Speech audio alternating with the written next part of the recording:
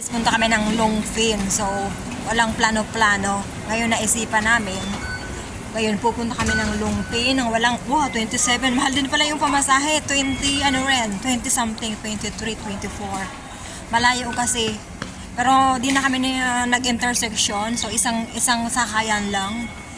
So, lampas to ng Yunlong. Kung tutuusin guys, yung Yunlong malayo na, pero mas malayo yung Longfin Sweet Gums. Alam nyo guys, matagal na namin yung plano to ni kapatid, pero ngayon lang natuloy. Ayun pa yung dalawang kasama ko. Yung isa kasi nag-top up. Ubusan na siya ng octopus. Ayan si Mian. Happy New Year! Ayan din si kapatid Ngayon guys, mag-i-exit kami dyan sa Beto. Ayan Beto, ayan Beto yan Yan ang Longfin State. So dito kami mag-i-exit. Ayan sila. Ayan yung Longfin State, exit B. Ayan, sana yung si kapatid.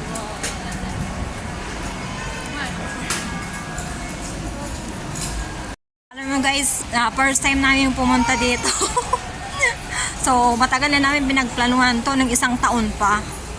Ngayon kasi kung anong lamig ay siyang maganda naman ang kulay ng mga dahon. Ang kinaganda lang kasi dito parang Canada siya. Iba-ibang yung kulay na, walang bulaklak as in talaga. Dahon lang, iba-ibang kulay. Parang Canada rin. So subukan natin.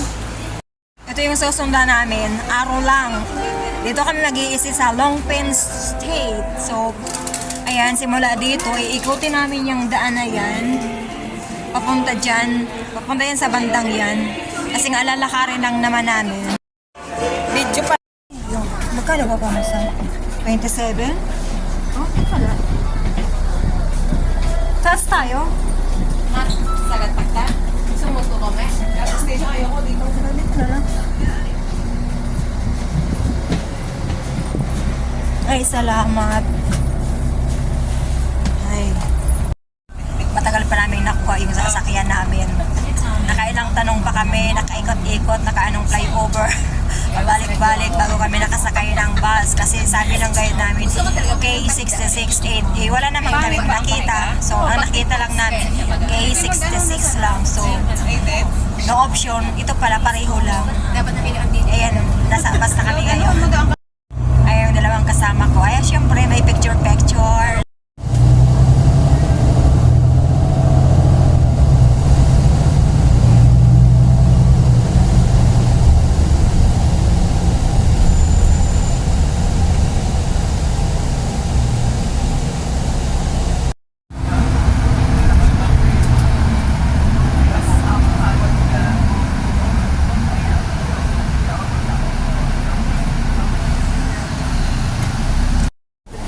Finally, ito na rin yung pinaka less than 1 hours din 45 minutes simula dun sa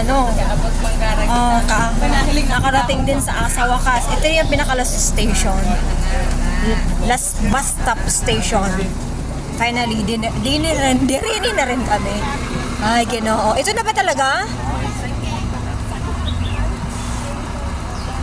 Ito na ba? Hindi ito organic to tingnan mo, hindi ito yata. Hindi ito kasi tingnan tayo itong organic eco-park, hindi ito Sweet Gums kasi.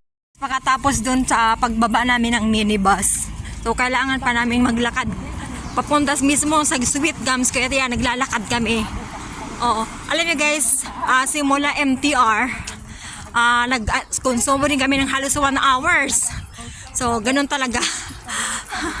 First time namin pumunta ng Longfin. 1 oras.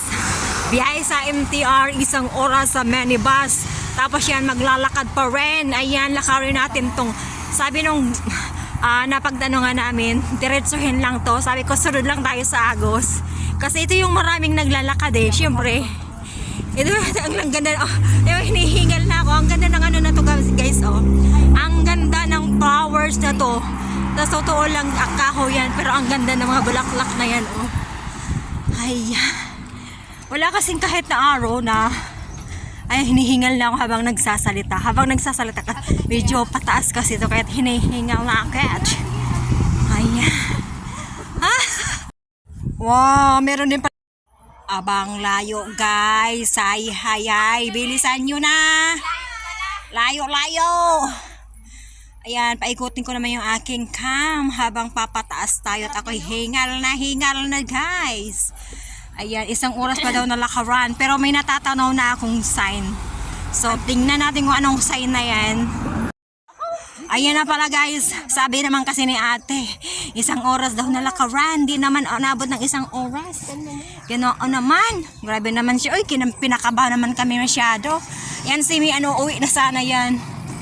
Kasi syempre, alas 5 na rin. Kung magkukonsumo ba kami ng 1 oras, Diyos ko, anong oras kami? About 10. Hindi, malakaw pa. Kaya, Ay, ano bang meron dyan sa tent na yan? Anong meron? papunta pa dyan o dito? Dito tayo. Hindi. Hindi na kami dyan makiosyoso kasi nga, ano na, kung saan, oras de peligro na. Dito na kami, akyat na kami. Kasi talaga ito yung pakay namin. Ito yung pakay namin, ito. Mga ibang ano ng dahon. Talagang hinihingal akit yan. Iba't ibang kulay ng dahon. 10 minutes ang lakad from But ayan, nagandang kapaligiran. So, pasensya na kayo sa boses ko, talagang hiningal kasi nga paakyat to. So, titingnan namin yung guide, yung mapa.